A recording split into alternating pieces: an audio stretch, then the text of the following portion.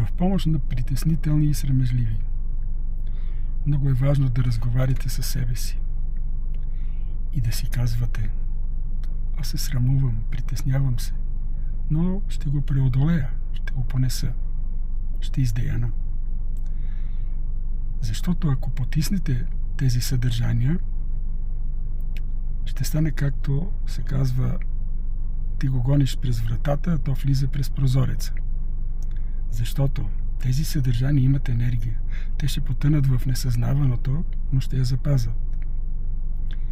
И в моменти, когато съзнанието отслабне или липсва, а то се случва, когато има нова обстановка, непознати хора, и точно тогава тези съдържания ще нахлуят. И вие ще се гърчите и ще се маете. Не се срамуваш, не се притесняваш, не.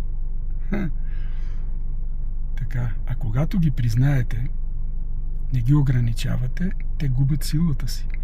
Както една река, ако се прегради, се запълва с вода и бута преградата. А иначе, като няма преграда, не се събира сила. Който е разбрал, е хубаво.